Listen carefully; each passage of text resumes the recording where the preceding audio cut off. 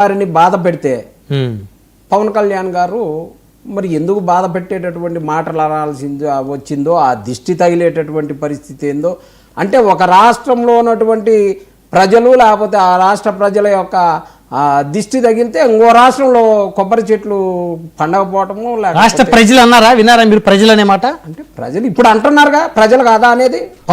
ప్రజలు, తెలంగాణ రాష్ట్ర ప్రజలు దిష్టి ఇక్కడ తగలటం వల్ల కొబ్బరి చెట్లు నాశనం అయిపోయిన అన్నారు. అంటే వక్రీకరించొద్దు మాట. సార్ తెలంగాణ ప్రజల యొక్క దిష్టి తగిలింది, తెలంగాణ రాష్ట్రం దిష్టి తగిలింది, ఆ విడిపోవటం అనేదే మనకి ప్రాబ్లం అయింది అని చెప్పేసి పవన్ కళ్యాణ్ గారు మాట్లాడారు. పవన్ కళ్యాణ్ గారు ఇక్కడే సినిమాలు చేస్తారు, ఇక్కడే సంపాదించుకుంటారు, ఇక్కడే నైజాం వాటన్నిటికి సంబంధించి కూడా వాళ్ళు కలెక్షన్స్ అన్ని కూడా నైజాం ఏరియా అంతా కూడా మొత్తం సంపాదించుకుంటారు. ఇక్కడ ప్రజల కళ్ళ దిష్టి పడింది అని చెప్పేసి దూషణ చేస్తారు. ఇక్కడ ప్రజలు ఏంటి, అక్కడ ప్రజలు ఏంటి? పాకిస్తాన్ ఏంటిది సార్? పాకిస్తాన్ మరి ఎందుకు ఒకటే భారతదేశం ఎందుకు జరుగుతుంది? మరి ఎందుకు జరుగుతుంది? అందరం ఒకటే కదా.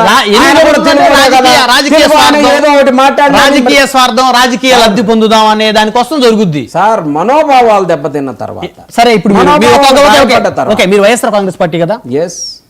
కేసీఆర్ గారు ఆంధ్ర బిర్యానీ పేడ బిర్యానీ అన్నారు, ఒప్పుకుంటున్నారా? పేడ బిర్యానీ సార్, బిర్యానీ అనేది హైదరాబాద్ లో స్టార్ట్ అయింది. హైదరాబాద్ బిర్యానీ అంటాం కానీ, తెలంగాణ బిర్యానీ అంటాం కానీ, ఆంధ్ర బిర్యానీ అనేది మొట్టమొదటిసారి, అంటే దాని పేరుని ఏదైనా మీరు అంటే మొట్టమొదటిసారి మనం వింటున్నట్టుగా భావించవచ్చు. అంటే ఆంధ్రప్రదేశ్ రాష్ట్ర బిర్యానీని పేడ బిర్యానీ అంటే మీరు దాన్ని స్వాగతిస్తున్నారు. మీరు సార్ రాయలసీమ రుసులు లేకపోతే ఉత్తరాంధ్ర రుచులు, మనది వేరు. బిర్యానీ అనే మాటకి సంబంధించి హైదరాబాదులో పుట్టినటువంటి మాట ప్రపంచవ్యాప్తంగా కూడా పేరొందినటువంటిది. వాళ్ళు పేడ అనుకుంటారో లేకపోతే ఇంకోటి అనుకుంటారో మాకు సంబంధం లేనటువంటి మా అంశం కదా అది.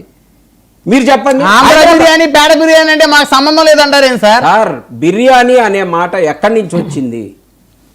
నేను అనేది బిర్యానీ అనే మాట వాళ్ళ బిర్యానీ వాళ్ళు అనుకున్నారేమో, అది కాంగ్రెస్ పార్టీకి సంబంధించిందా? హరీష్ రావు గారు తిట్టిన తిట్లు గతంలో విన్నారా? కేటీఆర్ గారి తిట్టిన తిట్లు, ఆంధ్ర వాళ్ళని లకారం భాష తిట్టి విన్నారా? పవన్ కళ్యాణ్ గారు అన్న మాటలు మాట్లాడండి సార్ అంటుంటే లకారం భాషలతో వాళ్ళు తిట్టినయే మీకు హాయిగా వినసొంపుగా ఉన్నాయి సార్. ఆ సందర్భం మీద డిబేట్ పెట్టండి, ఆ సందర్భం మీద డిబేట్ పెట్టండి.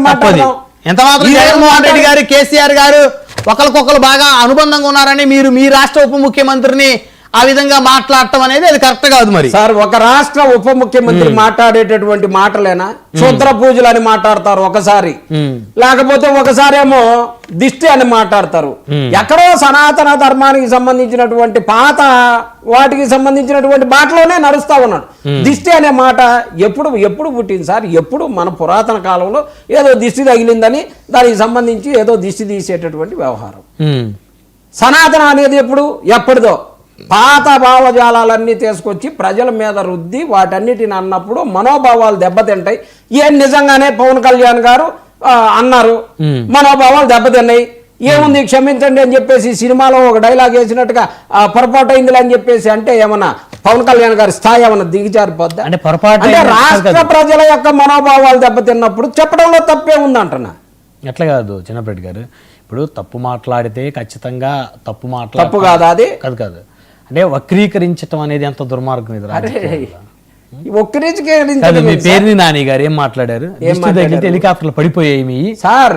కొబ్బరి చెట్లు పడిపోయినాయి కానీ హెలికాప్టర్లు పడలేదే. దిష్టి తగిలితే అంటే దిష్టి అనేది కరెక్ట్ కాదనే మాటని ముఖ్యమంత్రి, ఉప ముఖ్యమంత్రి, మంత్రులు ప్రయాణించి హెలికాప్టర్ పడిపోవాలని మీరు కోరుకుంటున్నారంటే ఎంత స్థాయికి ఆలోచన విధానం వెళ్ళిపోయింది. మనుషుల ప్రాణాల కన్నా కొబ్బరి చెట్లు ఎక్కువైపోయినాయా సార్? మీరు కంపేర్ చేస్తే సార్, కొబ్బరి చెట్లకు జబ్బు వస్తే కొబ్బరి చెట్లు స్పెషలిస్టులను తీసుకొచ్చి చూపించి దానికి కావాల్సినటువంటి ఏర్పాటు చేసి వాటిని బ్రతికిచ్చి వాటిని క్లైమేట్ అంతా కూడా మనకి నేచర్ని కాపాడేటటువంటి పరిస్థితి చేయాలి. కానీ ఒక డిప్యూటీ ముఖ్యమంత్రి స్థాయిలో వెళ్ళి అక్కడ కొబ్బరి చెట్లు పట్టడానికి అది కూడా ఏంది ఆ రోజు అసలు మొత్తం ఆ వ్యవస్థ మొత్తం ఆ నాశనాన్ని అంతటిని కూడా వైఎస్ఆర్ కాంగ్రెస్కి పుయ్యాలని చెప్పేసి ఇది 2019 నుంచి స్టార్ట్ అయింది కదా, 40 ఏళ్ళ నుంచి ఉందనేమో రైతులు చెప్తా ఉన్నారు. అక్కడ ఉన్నది అంటే కేవలం వైఎస్ఆర్ కాంగ్రెస్ పార్టీని ఏదో రకంగా ఇది వైఎస్ఆర్ కాంగ్రెస్ పార్టీ పట్టించుకోకపోవటం వల్ల జరిగినటువంటి అంశంగా భావించాలని రుద్దబోతూ ఆయన నెత్తిన పోసుకున్నాడు. ఇదంతా కూడా ఇది విడిపోయినప్పుడు ఏం సార్, ఆ రోజు విడిపోవాలని చెప్పేసి అందరూ అడిగారు కదా, ఒప్పుకున్నారు కదా. చంద్రబాబు నాయుడు గారు లేఖలు రాశారు కదా రాష్ట్రం విడిపోవాలని చెప్పేసి. పవన్ కళ్యాణ్ గారు కూడా అప్పుడు వాళ్ళలోనే కలిసి ఉన్నారు కదా. ఏమి వాళ్ళ బతుకేదో వాళ్ళు బతుకుతున్నారు, మన బతుకు మనం బతుకుతున్నాం. నీ దిష్టి నాకు తగిలిందని చెప్పేసి నేను మాట్లాడితే నీకు ఇక్కడ బాధ అనిపిదా? అంటే నేను అనేది ఏంటంటే ప్రజల మనోభావాలు దెబ్బతిన్నప్పుడు అనేది అతి పెద్ద మాట మీ దృష్టిలో. సార్ ఒక చర్చలోకి వచ్చినాక మాటే కదా అది. ఇప్పుడు నేను మిమ్మల్ని అడిగాను సార్, మీ దిష్టి నాకు తగిలినాదని అంటే మన ఇద్దరం పట్టించుకోకపోతే ఇష్యూ లేదు. కానీ అక్కడ ప్రజలు, అక్కడ మంత్రులు, అక్కడ ఎమ్మెల్యేలు పట్టించుకున్నారు, వాళ్ళ బాధని వాళ్ళు చెప్తా ఉన్నారు. ఎస్ జరిగినటువంటి నేనేదో మాట పొరపాటున జరిగిందిలే అని చెప్పేసి మాట్లాడొచ్చు కదా, క్షమాపణ అడగొచ్చు, తప్పులో నేను అనుకోకుండా జారిన మాట దొల్లిందని అని చెప్పొచ్చు. ఏం